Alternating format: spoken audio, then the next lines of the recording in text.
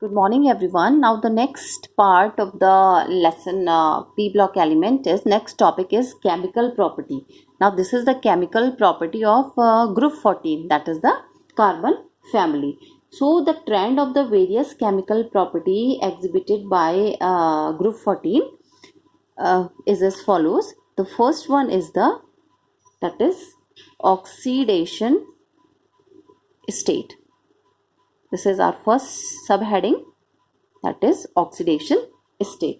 So because of the presence of 4 valency electron, we know that in the group 14, or if we are talking about the carbon, so in the carbon, in the outermost orbit, the electron number of electron are 4. It means the valency electron are 4. So because of the presence of 4 valency electron, the maximum or the group valency, the maximum valency or the group valency, or valency is also known as the oxidation state. So the maximum oxidation state of these element is plus 4.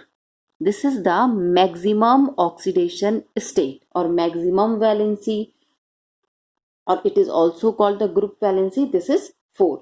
They also exhibit plus 2 oxidation state. This is the group, this is the maximum, but they also exhibit plus 2 oxidation state. And some negative oxidation state of carbon are also known, because it is assumed that maybe the carbon form the anion or the cation. It believes in sharing, or it share, but sometimes it is believed that it form the anion as well as the cation. So the minus or the negative oxidation state of carbon are also known. So the compound of these elements in the plus 4 oxidation state are generally, if we are talking about the plus 4 oxidation state, means the compound are covalent. Their compound are generally covalent, and this is because the sum of the first 4 ionization enthalpy of these element is very high, and the stability of the plus 2 oxidation state increases down the group. Why it increases? Because of the inert pair of electron. That is because of the inert pair of electron. Therefore, if we are talking about Pb2 plus, if the Pb2 plus, it exists as a stable ion, and it exists as a stable ion. It exists as a stable ion, and is much more stable, and the common that much stability is higher in comparison to the Pb4 plus ion. And the order of the stability, order, if we write the order of stability, and if we are talking about the order of stability of the ions of this group, so the order is Ge2 plus lesser than 10, 2 plus, that is Pb2 plus. So this is the order. This is the order of the stability. And now this is the maximum oxidation state is plus 4. Some member of the family also shows the plus 2 oxidation state. Now the next topic is reactivity towards oxygen, means reaction with oxygen, how the group 14 element combine with oxygen. So when heated in oxygen, it means that when group 14 elements are heated with oxygen, so they form two type of oxide. First one is the monoxide, and second one is the dioxide. The first one is monoxide and the second one is the dioxide. Now let us discuss one by one. So first of all, monoxide. The first one is the monoxide. So the element of this group, means group 14, the element of this group form monoxide of the general formula. Mono means one, or mono means single, of the general formula MO. It means, example, the first member is carbon, that is CO. The second member is silicon, that is SiO. Third member is germanium, that is GeO, SNO, and that is one more is PbO. So these are the example of the mono oxide. Mono means single. Here the oxygen is in the single amount, or the only one oxygen is present. So M, that is CO, SiO, GeO, SNO and PbO are the mono oxide. This one, silicon oxide, the SiO exists only at the high temperature. It exists only at the high temperature, and the oxide in the higher oxidation state of the element are generally more stable than those in the lower oxidation state. And this one, that is the carbon monoxide. This is neutral. Its nature is neutral. Carbon monoxide is neutral, and that is germanium oxide. This one is acidic in nature. Germanium oxide is acidic in nature, and this one, that is the lead oxide plus tin oxide, that is amphoteric. Their nature is amphoteric. Amphoteric means they possess the property of the acid as well as the base, or we can say that they react with the acid as well as with the bases. That's why they are known as the amphoteric. Carbon monoxide, neutral. Germanium oxide, acidic. Lead oxide and tin oxide, these two are the amphoteric in nature. Now the next one type of oxide is this one, that is the di. Di means two. Dioxide. So the element of group 14 form the dioxide with the general formula MO2. This is the general formula. MO here, the MO is the general formula. Now M represent any member of the group 14. Here this M also represent any member of the group 14. So the general formula for the dioxide is MO2. It means, and the example is CO2, that is the carbon dioxide. SiO2, GeO2, germanium dioxide, SNO2, PbO2. These all are the example of the dioxide. The dioxide of this one, that is the germanium and tin. The dioxide of the germanium and tin, again they are amphoteric. Their nature is amphoteric. This one, that is the lead. This is weakly basic. This one is the weakly basic. And lead also form the one more type of oxide. The example for this is, that is Pb3O4. Lead also form this type of a oxide, which in fact is mixed oxide of, how it is formed? It is formed when lead oxide is combined with PbO2, lead dioxide. Lead also form Pb3O4.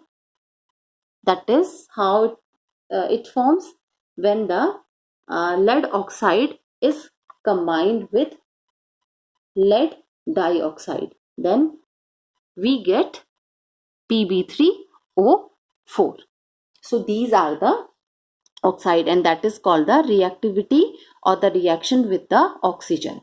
Now the next chemical property is reactivity towards water. That is reactivity towards water.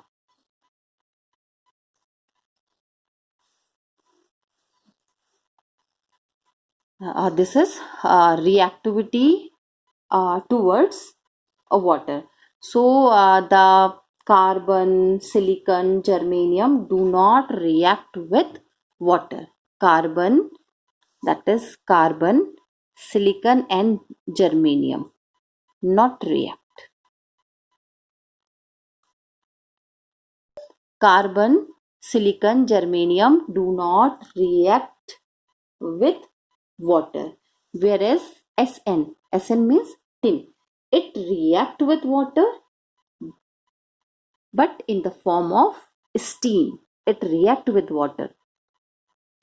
It react with water, but in the form of steam, and it form tin dioxide plus H2. Now let us do the reaction. Tin react with the water in the form of steam, but the formula will remain same, that is H2O. So it form SnO2, that is tin dioxide plus H2, that is dihydrogen. So this is the reaction of the tin with the water. And lead also remain unaffected due to the formation of a protective film of lead oxide over its surface. So only tin is the member of group 15 which react with water only in the form of steam to form tin dioxide. Now the next one is reactivity towards halogen.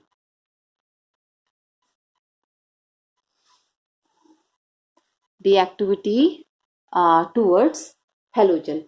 So halogen means the elements which are present in group 17, that is chlorine, fluorine, bromine, iodine and astatine. These are called the halogen. So the element of group 14, they react with halogen and they form, when any element combine with halogen, it means they form a halide. So they form a halide of type MX4. This is the general formula, MX4 and MX2. Here N represent any member or any element of group 14 in both the cases, and X is the symbol for the halogen. X is the symbol for the halogen. So except carbon, all the members directly combine with halogen. Except carbon. Except carbon, all members means silicon, germanium, tin and lead, all members directly combine. All member directly combine with X. Here X means halogen. All other member directly combine with halogen under suitable condition. And most of the MX4 means, this is X4 means tetra. This is tetrahalide, and X2 means di. 2 stand for the di. So this is the di. This is a type of a dihalide, and this is a type of a tetrahalide. So the examples are, that is SnF4. This is the example of tetrahalide. PbF4. This is the another example of tetrahalide. So SnF4 and PbF4, they are ionic. Means their nature is ionic. They are ionic halide. It means in between tin and the fluorine, or in between lead and the fluorine, there will be a ionic bonding. That's why it is known as the ionic halide. That's why they are termed as a ionic halide. So this is the reactivity of the members of all the members of group 14 towards the halogen. Means how they combine with the halogen. Now the another some important topic is, if we are talking about the anomalous behavior. Anomalous behavior of carbon. So we know very well, we have already studied this topic in the previous class. The anomalous behavior of carbon is due to the two property. The first property is catenation. The first property is catenation, and the second property is tetravalency or tetravalent nature. That is tetravalency or the tetravalent nature, and the first one is the catenation. Now the catenation is the self-linking property. Catenation is the self-linking property, or the ability to form the bond. A type of a bond is the covalent. Ability to form the covalent bond with other carbon atom or other or any other element, that is known as the catenation. Self-linking property is called the catenation. And tetravalency means carbon has 4 electron in their outermost orbit, so they have the four type of they have the 4 places for the bonding. That is known as the tetravalency. That is called the tetravalent nature. And now the again next is the allotropes. That is allotropes of carbon. So carbon exists in the 3 allotropic form. Carbon exists in 3 allotropic form. First is graphite. Next one is the diamond, and the third one is the Buckminster fullerene. Buckminster fullerene. So these are the 3 allotropes of the carbon. These are the 3 important allotropes of the carbon. And allotropes means allotropes are the different form of the same element. They all are made with the help of carbon only. No other element is present in their structure. In the structure of graphite, in the structure of diamond, as well as in the structure of Buckminster fullerene. Only the sequence or the arrangement or the type of the bonding or structure is different. That's why they all show the different property. So allotrope means the compound which are formed by the same element, and they are having the different physical property, but their chemical property are almost similar. The chemical property are almost similar. The physical property is different because of the bonding or the sequence, how the one carbon atom is attached to the another carbon atom is different, and these are known as the allotropes of the carbon. These are called this, and the phenomena is known as these are the allotropy. These are allotropy, or the phenomena is called the allotropes. So the first one is the graphite. Let us discuss some points about the graphite. So graphite, it has a 2-dimensional layer. It has a 2-dimensional layer structure. Graphite has a 2-dimensional layer structure. Its structure is like a hexagonal type structure. We have already discussed it in the 10th class. A structure is like a hexagonal. It is a hexagonal type of a structure, and graphite is a very good conductor of heat and the electricity. It is the softest substance. It is an exceptional case because it is prepared with the help of carbon only. Carbon is a non-metal. It is not a good conductor of heat, and neither a good conductor of electricity. But graphite, which is one of the allotrope of the carbon, it is a very good conductor of heat. It is a very good conductor of electricity. It is the softest substance. Graphite is a softest substance. It has a 2-dimensional layer structure. Now come to the next. This one is the diamond. So it is a 3-dimensional giant molecule. It is a 3-dimensional joint molecule of carbon. It is a 3-dimensional structure. It is a 2-dimensional structure. So it is a 3-dimensional giant molecule of carbon, in which carbon atom are arranged tetrahedrally. Carbon atom are arranged tetrahedrally. Here hexagonal. This is its structure is hexagonal. Here the structure is tetrahedral type. And diamond is the hardest substance. Graphite is a softest substance, whereas diamond is the hardest substance, and it is not a good conductor of heat and the electricity.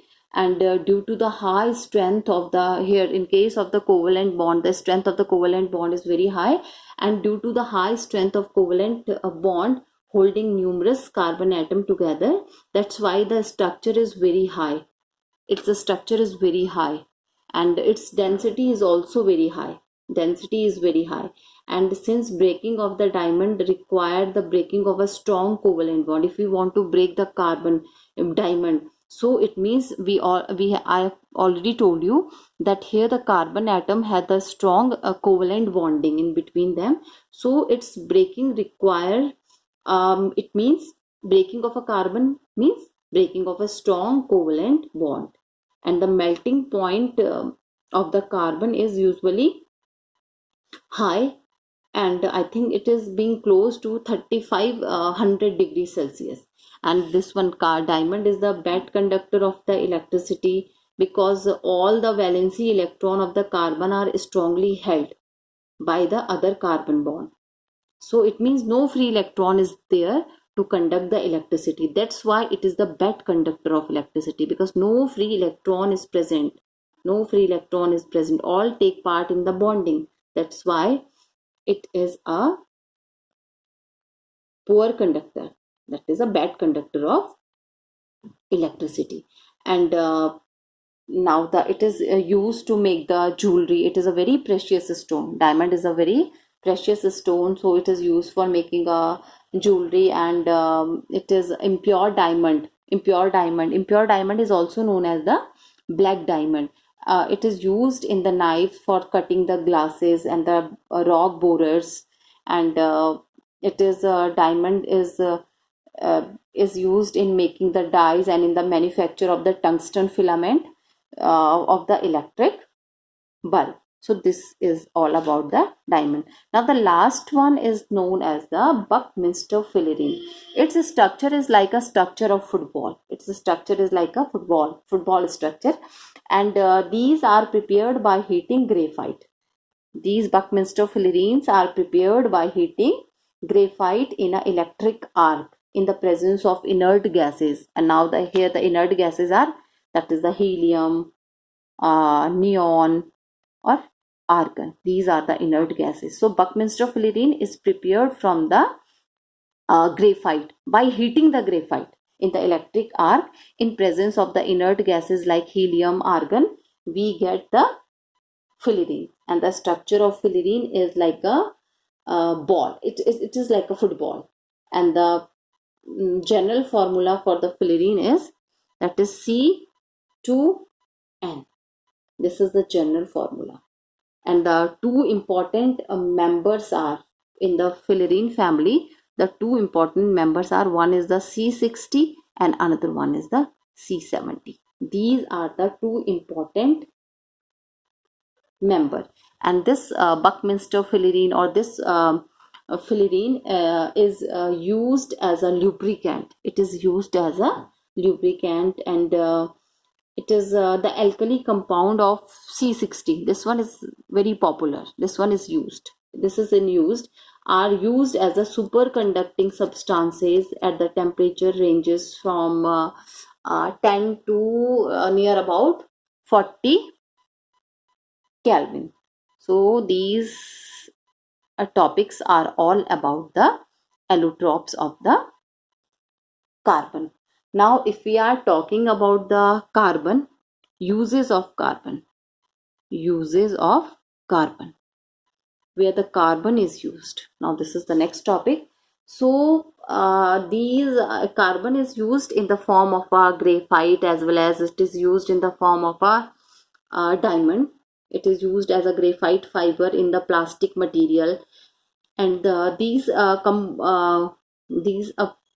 used in, sometime it is used in the tennis rockets or finishing courts, aircrafts and canoes. And one of the important uses, act as a activated charcoal. This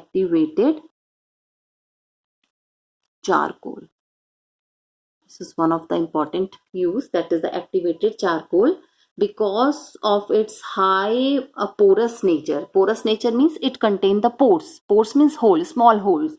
So activated charcoal, because of its high porous nature, it is used to absorb poisonous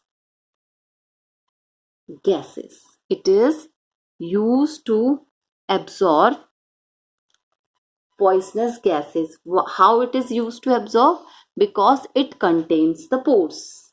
So it is used to absorb the poisonous gases, and it removes organic contaminators from the filters and control odor in the air conditioning system.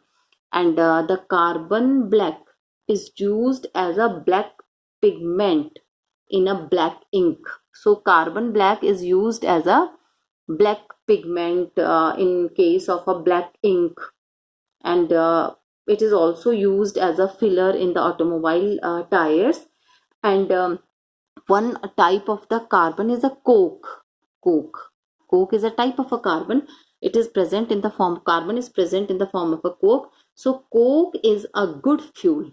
Coke is a, it is used as a fuel, that is fuel. So coke is a good fuel and is a good reductant, so widely used in metallurgy. Coke is a fuel. It is used in the process of metallurgy. So these are the this topic is all about the chemical property of the group 14 element.